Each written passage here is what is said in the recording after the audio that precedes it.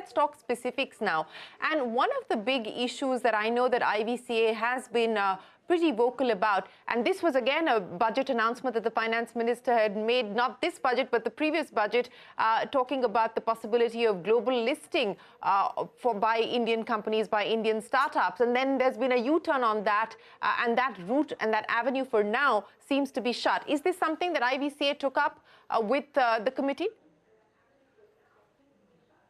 No, absolutely. I think, the fact that Indian startups do not have access to overseas listing today puts them at a competitive disadvantage. Right? They do not have access to global pools of capital as some of their peers may. And so what companies are effectively trying to do or trying to get around the fact that you cannot list overseas is to create a structure overseas. And that is, fundamentally the wrong approach from a country perspective, right? You're seeing Indian companies trying to domicile in Delaware or other jurisdictions so that they can access those markets. And what you're doing is effectively, you're taking away taxes, you're taking away jobs. It's just a convoluted way of trying to do it. I think this is a very simple matter, and it's globally prevalent. Of can you allow Indian companies to list overseas? Yes, we understand that India is a country where we are not fully convertible from a capital account perspective, but there are checks and balances that can be built in to protect against those aspects. But this is the point that we've been having conversations and there has been, as you mentioned at the start of the show, the honorable finance minister has talked about it, and so we are hopeful that there will be some constructive progress on this matter.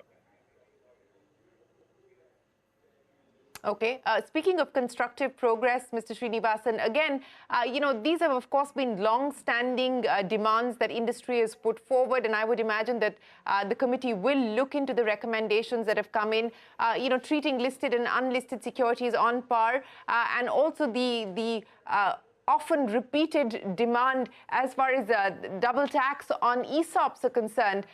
Do you believe that, there is much more of an open dialogue, conversation around these two specific issues? Is that the sense you get? Karine, I think basically the way I would like to think about your question is to say that the timing at which this is happening, when the behavior of the world around the Ukraine-Russia issue has clearly pointed out that every country needs to look after its interests very, very strongly. And I think that is going to spur a lot of the behavior of this government, whether it is to do with domestic capital being more easily available. We have 1.5 lakh or 1.5 trillion rupees worth of pools available from insurance, pension, which are not really being directed into venture capital and private equity. So they will basically think about the fact that Atmanirbharta for domestic capital means that these frictions, like you said, parity between public and private, or making sure that startups become easier to keep in India. The point that Ashley said, one of the reasons people take the startups abroad is also because ESOPs have become such an important part of capital. You cannot afford to pay crores of rupees a year to each employee, but ESOPs can be. But every time if ESOP vests, then you have to pay, exercise it, you have to pay tax. And if you don't allow the employee to vest and it's dangling, then it's not fair to the employee, because they may feel manipulated that you're using tax as a reason, but not really letting them have the candy and sort of dangling the candy in front of them, right, because of tax. So there are, I think, this issue of wanting India to be independent, and the way this government has done various schemes like PLI, out of the box thinking. I'm hoping, and maybe it's just my bias that I want this industry to have this WhatsApp moment, that there'll actually be a lot of changes on parity, carry being clearly defined, and getting maybe, say, a pension fund and Ministry of Labor and Employment run a process to appoint 2 fund of fund managers who will then take that very, very precious money and divert it to the AIFs in a very careful way. And I think automatically what probably FM meant in her remarks in Washington is to say that by doing all these kind of things, then maybe you don't have the incentive to list abroad. I don't think people are listing abroad because of the need for foreign capital. I have a different view on that.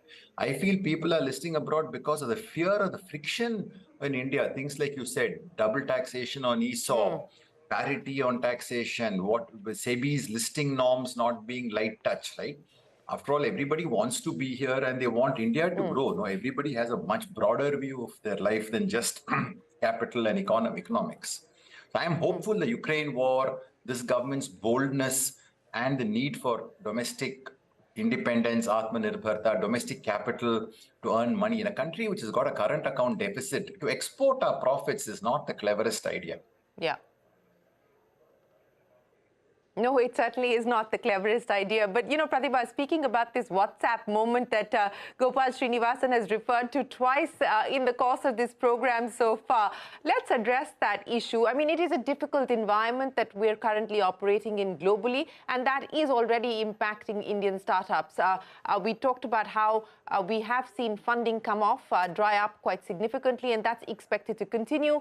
We're already seeing many companies announcing plans to scale down, lay off. Yesterday, one of the big boys in the edtech space, Byju's, talking about laying off 2,500 people, and that's not a small number. So the environment is challenging. Now, for us to be able to really be able to achieve that WhatsApp moment that Mr. Srinivasan is talking about, in the near term, regulatory uncertainty for sectors like education, where you know, the government looks like it's wants to sort of come in and say, you know, there is need for regulation, or in the gaming space where there is no certainty yet on the GST levy, plus you've got, you know, high courts and governments deciding on what should be, you know, construed as betting, what should not. How much of that is adding to the woes and the sort of downward sentiment within the ecosystem at this point in time?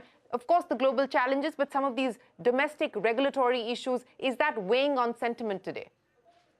Oh, very much, Shireen. You know, when you talk to global investors, big issue that comes up is just regulatory uncertainty and certainty on taxes.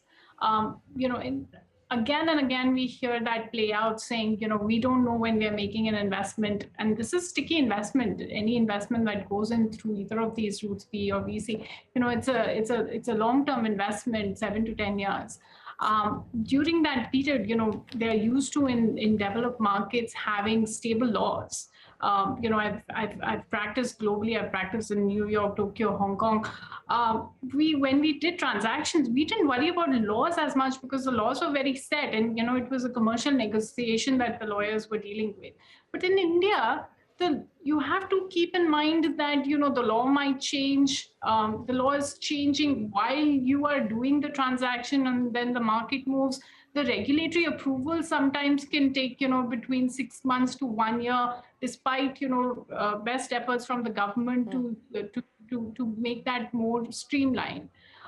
You know, all of this global investors are not used to, and that if we can solve for, I think the global markets, whatever they are facing, will not have as much of an impact on India, because if you read any reports, the Indian macroeconomics are looking pretty good, right? So we should actually be getting advantage of what's happening globally, which we are not, because simply we have not yet been able to solve for this issue. So, you know, knee-jerk reactions when and I can imagine there'd be a lot of pressure on the government to start regulating when there is noise around gaming or when there is noise around edtech.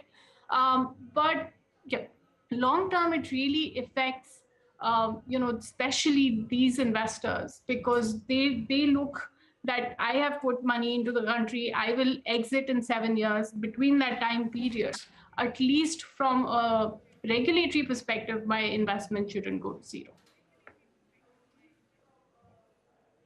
Yeah, and I think predictability and certainty, especially when it comes to regulation and taxation, is what investors, both domestic and foreign, why just foreign investors, domestic investors as well, want that certainty. Ashley, let me come back to you. The committee has been asked to submit its report by December, and I would imagine that if they do meet that timeline, then perhaps we could see some elements, if not all of the recommendations that the committee makes, find their way into the budget. That is my expectation, and that's how really the budgetary consultation process works. So this is my guess, essentially. But is that your assumption and expectation as well?